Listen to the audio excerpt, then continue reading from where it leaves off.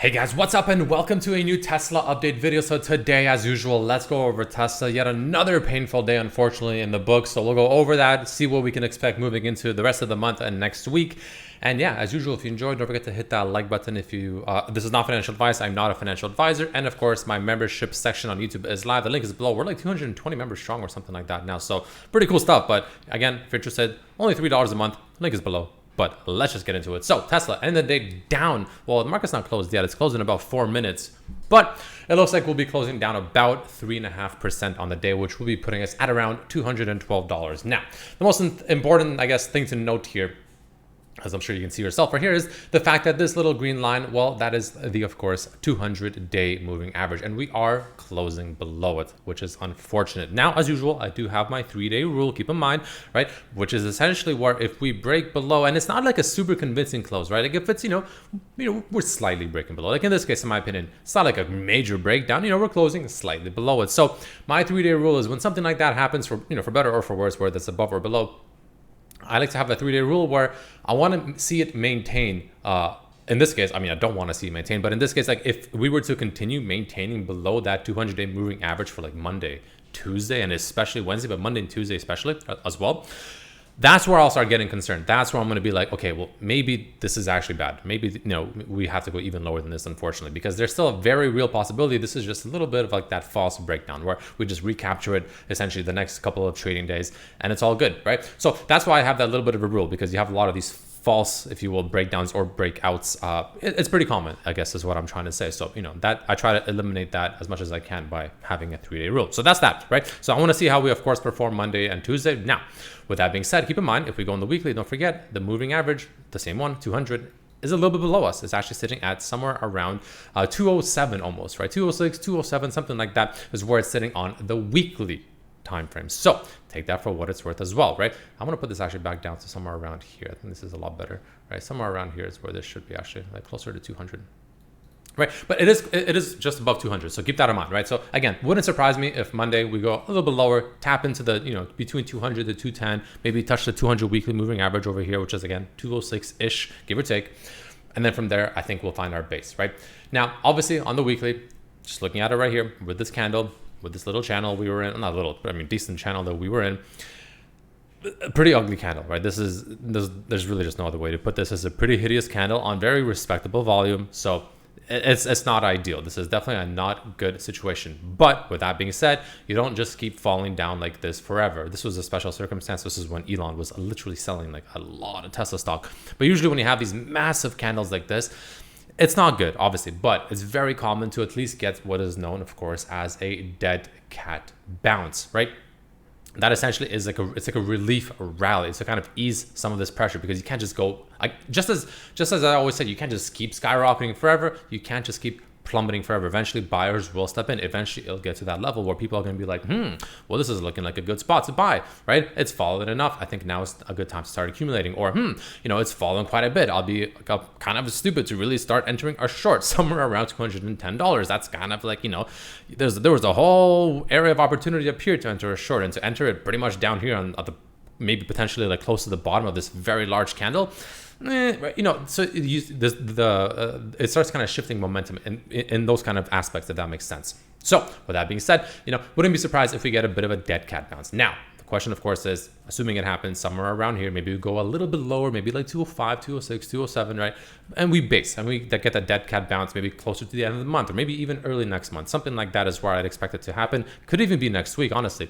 But where will it go, right? My main target that I ideally would like to see is going to be essentially back up to about 240, 242, something like that. And you might be wondering, like, why random? Did you just pick that from your behind? Well, not really, because it's mainly because it's going to be a retest of this channel, right? As I always say, whenever you break out or down or whatever out of a certain like pattern, channel, whatever, it's common to retest it, right? Kind of how, if I zoom out over here, right, we have this overall blue line, you'll see this massive one, right? Which was one of the major resistances from the all-time highs. We got resisted here, we got resisted here. And then, of course, right, we broke out of it right here, came back, broke out, went all the way up, came back down, retested it, and then we moved up even further, right? That's kind of what I'm talking about. We had these common retests. Doesn't have to happen instantly. Sometimes they'll take a while. Sometimes they take not that long at all. It's hard to know when exactly it'll happen. But more often than not, it does. And that's what I expect to happen in the dead cat bounce, right? Where essentially we rally back up to somewhere around, again, the very low, maybe even mid 240s, but essentially a retest of this overall channel, right? On the weekly, same kind of concept, right? Come back up to retest that maybe next week, maybe the week after. Both of them bring us to pretty much the low 240s. And from there, I think most likely get rejected and then probably make our way back down somewhere to around pretty much this level, if not maybe even a little bit lower one more time, right? So that is kind of what I would not be too surprised to see. Let me zoom out of here one more time quickly, right? So one other thing to note is the fact that one level that we can potentially still go to that I think will cause a lot of fear, especially like temporarily, and pretty quickly, honestly, is a break below 200. If we ever break below 200, I think a lot of people have stop losses, most likely just below 200. People will probably start panic selling and, et cetera, et cetera. But there actually is a chance that we end up setting up a potential bear trap. Now, obviously, this means that there's still potentially more pain ahead, but I wouldn't be surprised if it happens like this. Let me just draw it out here. And it'll be related to this blue line. So let me go ahead and draw the blue line a little bit longer so we can use it a little bit easier here. But it wouldn't be surprising to me if we come down, let's just say roughly from this general area, we bounce up. And let's say we come up, retest this, most likely fail, or successfully retest, but fail getting back in is what I'm trying to say. And then we make our way back down, right? There's a chance that we come down somewhere over here like this. And what this means is the fact that, we break below 200. It's looking temporarily bearish. People panic sell. The market loves doing this, man. The market loves touching those stop losses before skyrocketing and then having people FOMO back in like $20 later. It loves to do that. I've seen it happen multiple times. But on top of that, it'll also be yet another retest of this overall blue line, which again, in the previous times, right, acted as resistance here, resistance here, resistance here, resistance here. And then technically has a bit of a resistance here before we broke above it, came back, acted as a support. Maybe we act out as support again. This also could be just a very large bullish channel, because if you were to take this blue line and just cut out that last part of it and just look at it strictly from this part moving forward, right? This can also be just a bullish channel where essentially what we did is, we had a massive rally from here, right? That's the pole potentially. Again, just a perspective, of course, right? You can even argue the fact that it's maybe all the way even from here, technically, right? Same concept. Massive rally from this bottom, beautiful massive rally. And now we're setting up essentially what is potentially a massive bull flag. That's also a possibility. And we get one more touch point. Like I usually say, 5 touch points is pretty common. So in other words, we came back up, or we came up initially. We had the first touch point that started it all the way up here. That's one. Came down here to retest the blue line essentially, or again, at the bottom of the flag, the kind of downwards channel, the bearish channel, which is the bullish flag. Touch point 2. Came back up here. Essentially, both of these count as touch point 3 because we never came back down to touch again. So that's technically touch point 3 up here. And now we come back down, touch point 4. And from here, we set up a massive bear trap. People panic sell, et cetera, et cetera. And then we get a beautiful rally. That's just a possibility. Of course, doesn't have to happen. Doesn't mean it will happen. No one knows what will actually happen. It's all about trying to understand what you see and trying to understand it through strict probabilities. But that is something that would not surprise me if we get something along the lines of this, where again, we get a bit of a, a little bit of a bear trap, a mini bear trap here soon. We broke below 200. People get a little bit worried. Then we get a nice rally. People FOMO in. They're like, wow, I guess that was it. We're all good, right? And then they start FOMOing in, maybe somewhere around the 230s, 240s, some maybe even a little bit higher, right? And then we get a rejection, massive fall once again, get another bear trap here, and there's just trap after trap after trap. Again, maybe it's too obvious. Who knows? That's kind of what I personally foresee happening, and really wouldn't surprise me if this is kind of how, honestly, Tesla plays out. So just food for thought. Keep that in mind. Take it for what it's worth. Now, moving along, we have, of course, the squeeze indicator. We've been paying attention to this for a while. It is now officially done. We have now officially gotten a green circle with, unfortunately, a fairly large orange kind of bar. Now, of course, this is just one indicator. It's not the end all be all kind of thing. Could be wrong, could not be really that accurate. Who knows? It's just one of many factors. But it is telling us that, regardless of what happens next, there's more pain ahead. Like we're not done yet. Even if we get a relief rally, probably not done yet. And I believe that's the case as well, which is kind of what I have, shown over here. This is just an option, right? So keep that take that for what it's worth. I think that's an important thought process to understand. Now, with that being said, we also have, of course, a lot of resistances above us. We have the 21 EMA, the 100-day moving average, and the 50-day moving average, which are all pretty much intertwined right around here. So if this bounce up were to happen, and again, Tesla usually bounces up just as fast as it falls. It's a very volatile stock, so don't be surprised if it happens just like that really quickly. Wouldn't surprise me if also, as it happens, these bad boys up here, these 3 moving averages I just talked about, make their way down, which they will. And then it kind of meets us somewhere around the entry to this overall massive channel. We also get rejected by that, most likely the case. And then we just get massive resistance, massive rejection, and we continue making at least to the same lows, if not even a lower low, which again could be this massive bear trap down here. So that's just another perspective to consider, ladies and gentlemen. That's kind of the main things I am seeing right now. I don't want to get too much more into it. We have, of course, a volume profile, which we are slowly entering some nice volume area very soon, right? So keep that in mind as well, right? That's another important factor. Even on the weekly, you can see, right, we're in some pretty nice volume still, so that's nice to see.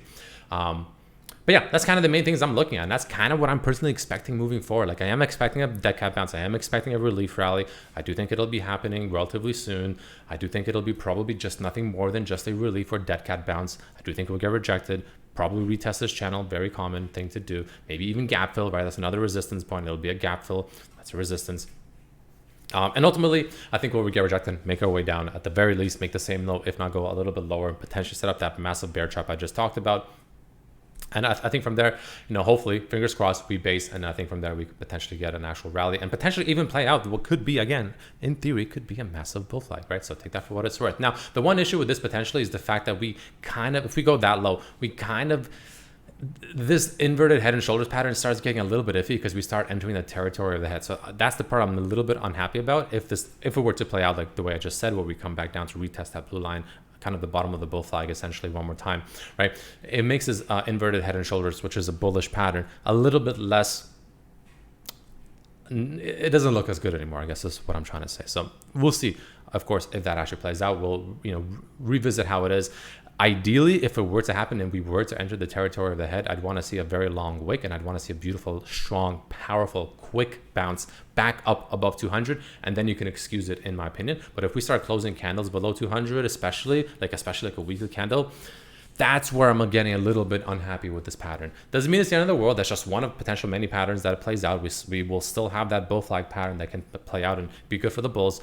But, that is a concern. And don't forget, like I said, if we break below 200, we start potentially setting up the bearish head and shoulders pattern that'll look something like this, right? We have, of course, don't forget, we have the left shoulder here, we have the head up here, we have the right shoulder here that can potentially set up. So it'll be a bit of an interesting situation, definitely a volatile situation, definitely a kind of spooky situation too. Honestly, if you're a bull or a bear, because it'll be hard to determine what will happen next if it plays out the way I think it will. And I think the market will have traps left and right for every single person involved. So yeah, be prepared, strap down. This is going to be a bumpy ride in my opinion. But I think after this bumpy ride is done, however long it takes, a couple months or a few months, whatever, I think it'll be a lot better moving forward after that. So with all that being said, thank you for watching. It was a stressful week. Hopefully you guys made it. Again, hold your head up high. Usually when it's toughest is when the major opportunities really start presenting themselves.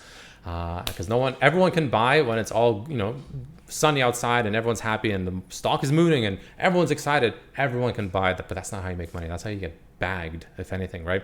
And yeah, I'm definitely sometimes part of that problem. I'm not a perfect trader. But with that being said, usually when things are rough, when things are gloomy, when things just look bad, really, that's when opportunities are made. Just my opinion. Take it for what it's worth, not financial advice. But thanks for watching. And as usual, I'll see you tomorrow, or I guess Monday. Peace.